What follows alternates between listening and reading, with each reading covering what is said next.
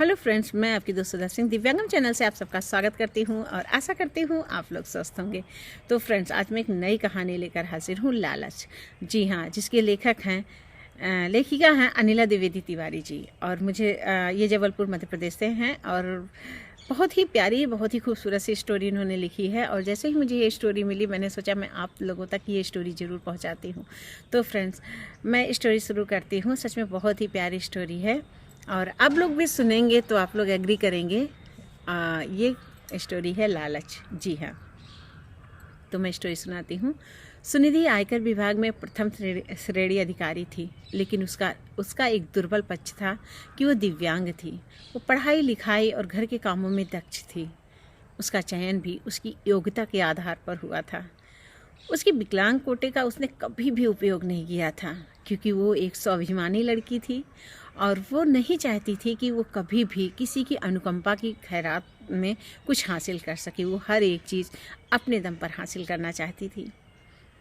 और कुछ दिनों जब उसने जॉब कर लिया तो उसके घर में शादी की चर्चाएं हो रही थी, जो कि आम बात है।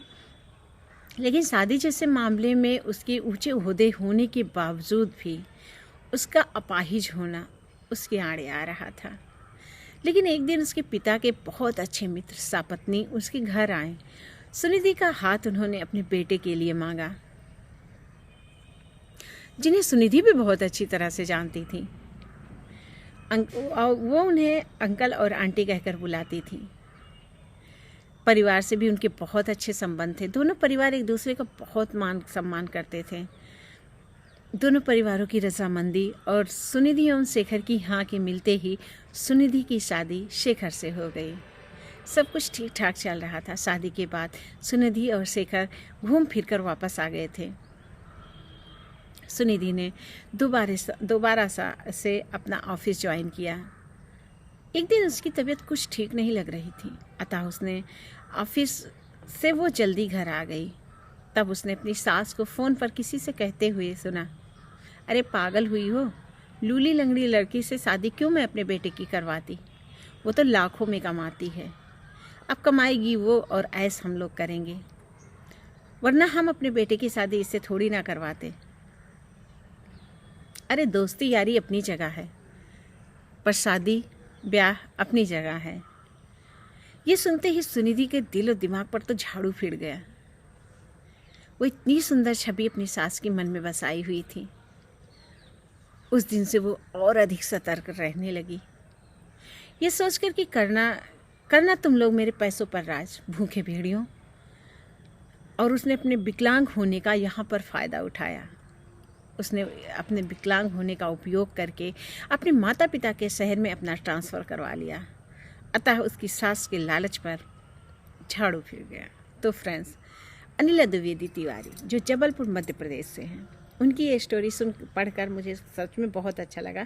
हम लोग शादी ब्याह जैसे मामलों में अक्सर सबसे पहले पैसे को रखते हैं। अगर कोई पैसा वाला है या लड़की जॉब कर रही है या किसी के पिता दहेज ज़्यादा दे रहे हैं, तो हम ये ना सोचकर कि लड़का और लड़की एक दूसरे को पसंद करते हैं कि नहीं पसंद करते हैं, हम अपने बच्चों पर दबाव डालते हैं कि आप शादी कर लीजिए।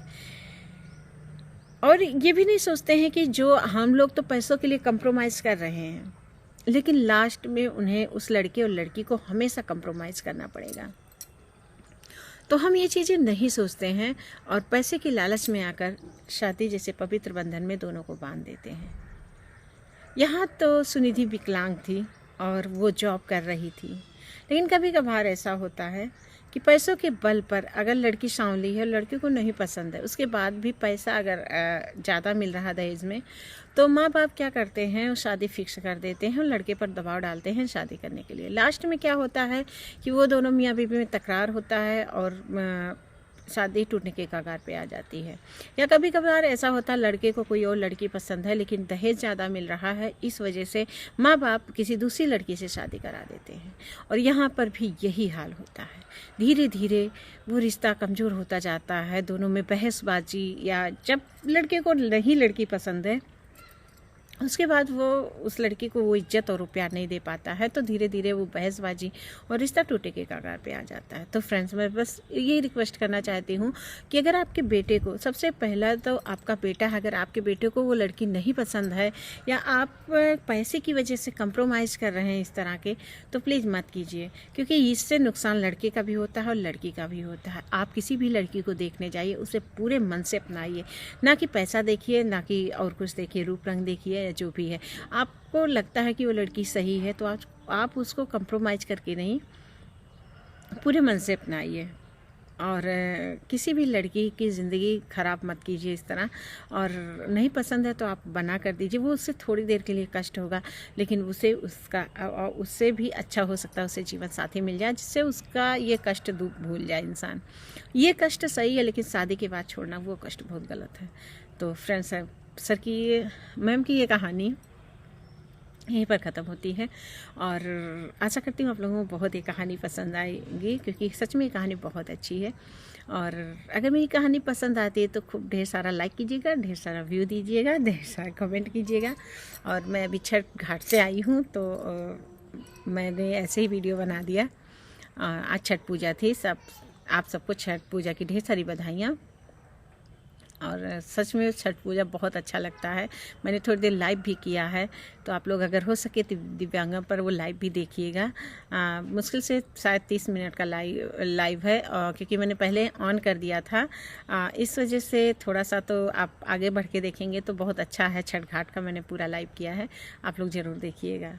इसी के साथ मैं फिर मिलती हूँ, तब तक के लिए बाय।